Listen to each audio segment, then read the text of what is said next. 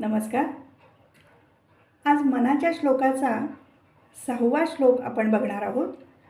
आपण पहिल्यांदा तो श्लोक बघूयात आणि नंतर मग त्याच्यामध्ये जो अर्थ आहे तो अर्थ लक्षात घेऊया.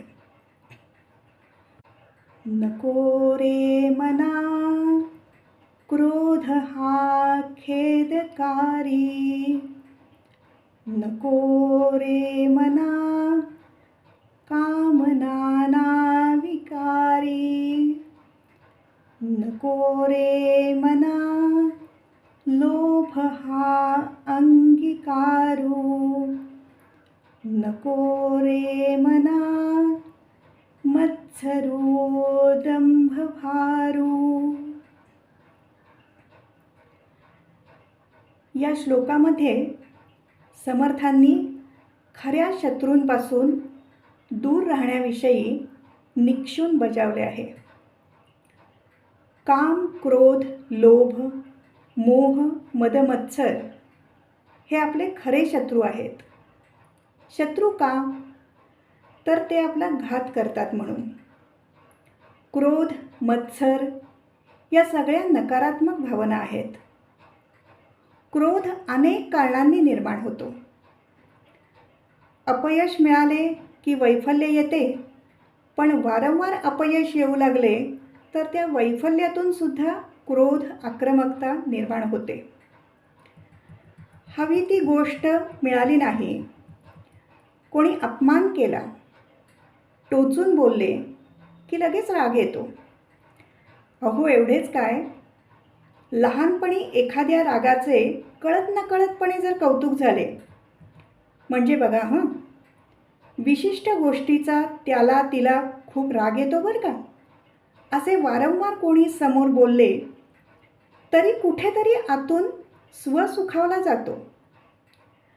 आरडाओरडा केला की गोष्टी मिळतात हे लक्षात आल्यावर त्यातूनच कोणतीही गोष्ट आरडाओरडा करून मिळवण्याची सवयच जडून राहते.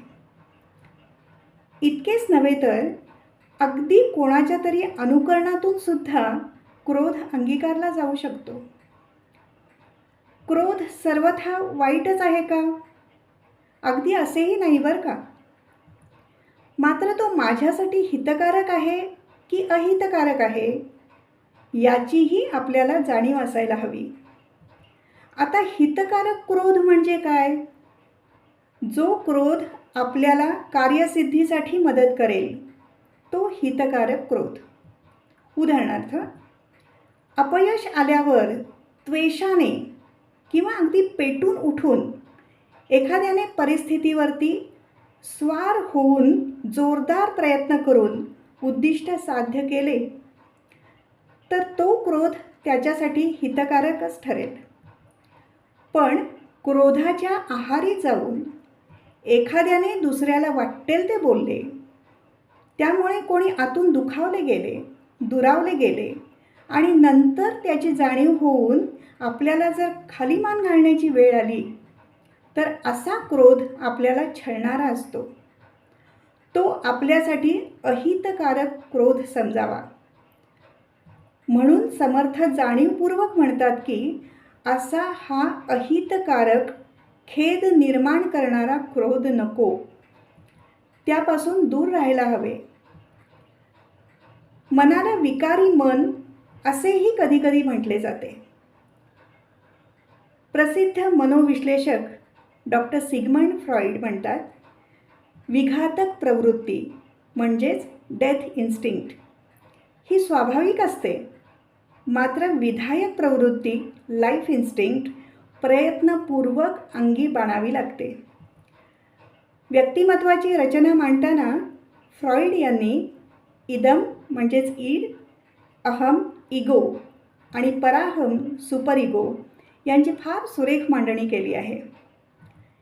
इदम हा मनाचा खोलवरचा अबोध स्तरावरचा भाग. यातून अनेकविध इच्छा निर्माण होतात. इदमला परिस्थितीचे भान नसते. इच्छा निर्माण झाली की त्याची लगेच पूर्तता व्हावी हा इदमचा हट्टाग्रह असतो. इदमचे कार्य सुखतत्वावरती म्हणजेच प्लेजर प्रिन्सिपलवरती चाललेले असते. मानवेतर प्राण्यांच्या बाबतीमध्ये आपण पाहतो त्यांचे सगळे आयुष्य शारीरिक प्रेरणांनुसार चाललेले असते. त्यांची पूर्तता ते फार काळ लांबणीवर टाकू शकत नाहीत. म्हणून इदममधील इच्छांना फ्रॉइडने प्राणीतुल्य गरजा, ॲनिमल नीड्स असे म्हटले आहे. इदमचा पुढचा भाग अहम म्हणजेच इगो. याचे कार्य वास्तव तत्वावरती, रिअलिस्टिक प्रिन्सिपलवरती सुरू असते. अहम परिस्थितीची जाणीव करून देत असतो. अहमला परिस्थितीचे भान असते. इदमच्या इच्छा पूर्ण करायच्या आहेत, पण परिस्थितीचे भान ठेवून ही सगळी कसरत अहममधून सुरू असते. पराहमचे कार्य आदर्श तत्वावरती म्हणजेच आयडियालिस्टिक प्रिन्सिपलवरती सुरू असते. पराहममुळे योग्यतेची जाणीव निर्माण होते. काय इष्ट काय अनिष्ट याची समज जागृत होते. यातूनच न्यायबुद्धी, सत्सद विवेकबुद्धी आकार घेऊ लागते. व्यक्तिमत्वाचा जो अबोध स्तर असतो ना, हा अज्ञात असतो. व्यक्तीला त्याची जाणीव नसते. म्हणून ही जी आकृती दाखवलेली आहे त्याच्यामध्ये त्याचा रंग हा अंधारलेला दाखवलेला आहे. मात्र त्याच्यामध्ये प्रचंड खळबळ सुरू असते. या अबोध स्तरावरती स्थित असलेल्या कामशक्तीतून, ज्याला फ्रॉइडने लिबिडो असे म्हटले आहे, यातून अनेकविध प्रेरणा सतत निर्माण होत असतात आणि त्यांची पूर्तता तर करायची असते. पण बघा ना, येथे समर्थांनी आपल्याला आधीच सांगून ठेवले आहे की इच्छापूर्तींचे समाधान जरूर करावे, पण नाना विकार निर्माण करणाऱ्या इच्छा वेळीच रोखता यायला हव्यात. अशा इच्छांबरोबर भरकटत जाऊन अनेकविध विकारांना बळी पडणे नको. यासाठीच इथे सत्सद विवेकबुद्धी हवी. आयुष्य जगत असताना या जगात अनेक आकर्षणं निर्माण करणाऱ्या गोष्टी असतात. आपले ध्येय, त्याची दिशा निश्चित असेल तर जत्रेत हरवून गेल्याप्रमाणे मन भरकटत जाणार नाही. ते आपल्या ध्येयाप्रती राहील. दिशाहीन जीवन जगताना आपण अनेक आकर्षणांना बळी पडत जाऊ. अनेक लोभ अंगीकारत जाऊ.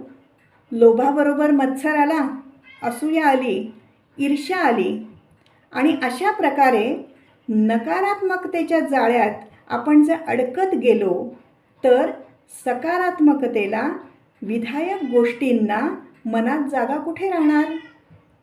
अशा मनातून, बुद्धीतून काय चांगले सुचणार, काय चांगले घडणार आणि आपण अपेक्षा तरी काय करू शकतो?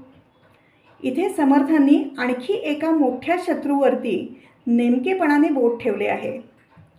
ते म्हणजे दंभ किंवा दांभिकपणा. माणसाला कधीकधी समजतही असते की आपण जे करतोय ते योग्य नाही, समाजमान्य नाही. तरी पण अशा वेळी तो आपली बुद्धी, आपले तर्क असे काही वापरू लागतो की सारा जीवाचा आटापिटा हेच कसे योग्य, हेच कसे समर्थनीय आणि हेच कसे वास्तव हे पटवून देण्याकरता तो करू लागतो. हा तर फार मोठा शत्रू यासाठी की अशी लोक मग समाजात भ्रम पसरवण्याचे काम करू लागतात. आपल्या विचारांकडे लोकांना ओढून घेऊ पाहतात. समर्थ म्हणतात हे महाभयानक कृत्य ठरते. सारांशाने सांगायचे झाल्यास समर्थ या साऱ्या शत्रूंपासून मनाला सावध राहण्याचा इशारा देतात. या साऱ्या भावनांचे, विवेकाचे आणि सत्सद विवेकबुद्धीच्या सहाय्याने व्यवस्थापन करण्याविषयी सुचवतात. धन्यवाद.